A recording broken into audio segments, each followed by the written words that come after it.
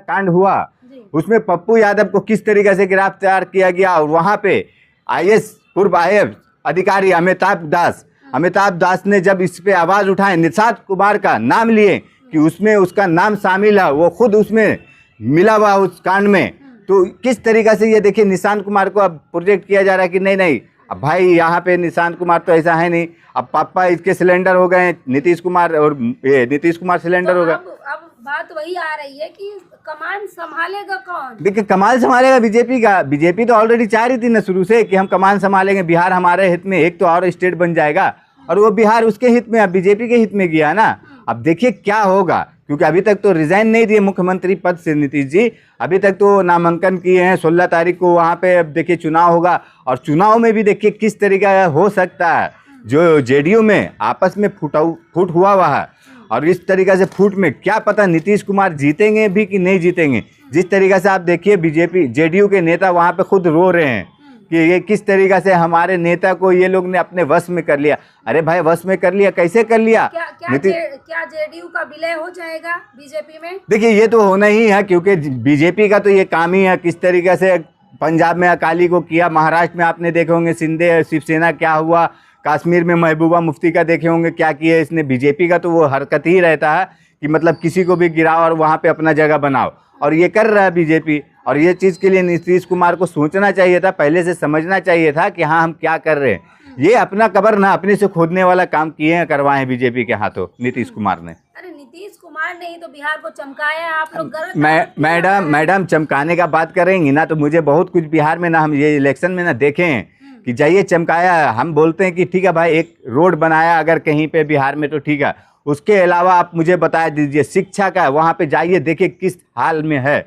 आप किसी भी स्कूल में चल जाइए, कोई भी ग्राम में, कोई भी पंचायत, कोई भी विधानसभा में आपको ना स्कूल किस बदहाल में दिखेगा कि वहाँ पे शौचालय नहीं है सही से, वहाँ पे स्कूल में लाइट नहीं है, पंखा नहीं है, पीने का पानी नहीं है।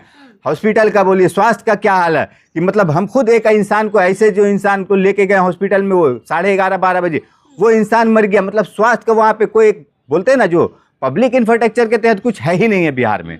और क्यों प्रोपेगेंडा कर रहे हैं? अब सम्राट चौधरी ने कमान संभाली है, बिहार को जो है बेहतर करने की प्रयास कर रहे हैं। नहीं बेहतर क्या किया आप बताइए। यही सम्राट चौधरी आपने देखे होंगे किस तरीका से बुलडोजर जरिए, जो सुप्रीम कोर्ट का आदेश था, किसी का घर गिराना अवैध है।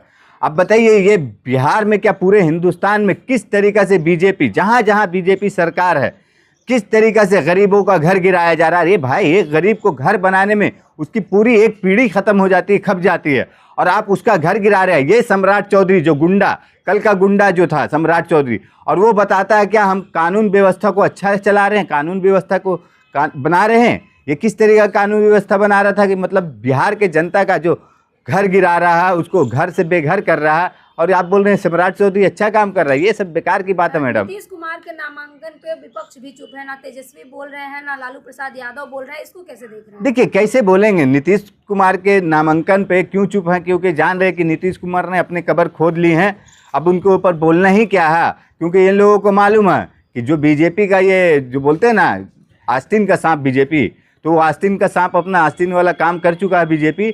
और बीजेपी को मालूम है कि इन लोग को भी आराम है कि भाई जानो दो, हम आपस में बिहार में तो नहीं लड़ेंगे, और लड़ना होगा तो हमको बीजेपी से लड़ना है तो लड़ेंगे खुल के, इसलिए चुप हैं अभी सब। साफ सुथरी पार्टी है, आप गलत आरोप लगा रहे हैं। कौन साफ सुथरी? बीजेपी के बारे में बात कर रही। मतलब आप बीजेपी का ना कुछ वो चमचाबाजी करके आई हैं कि आप बता रही साफ सुथरी।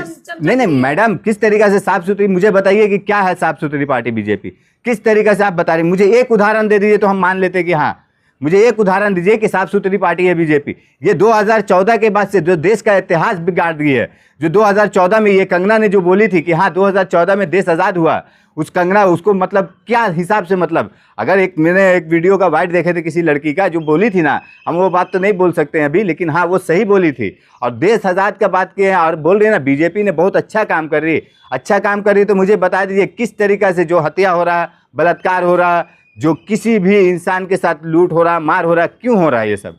आप देखे होंगे ये जंतर मंतर पे जो एक वो क्या नाम निर्भया का कांड हुआ था, किस तरीके से हल्ला हंगामा हुआ था। अभी ये कुलदीप सिंह सेंगर के लेकर जो हुआ उसको किस तरीके से बेल दे दिया बीजेपी ने, बीजेपी के ही संरक्षण में हुआ ना। सवाल है, ये बताइए कि बिहार में अब मुख्यमंत्री कौन होगा? देखिए मुख्यमंत्री जो भी होगा बीजेपी का ही होगा, ये तो लिखा है, तय है, क्योंकि बीजेपी जो अपना काम कर रही थी ना वो काम में सक्षम हो गई है और पास हो चुकी है बीजेपी।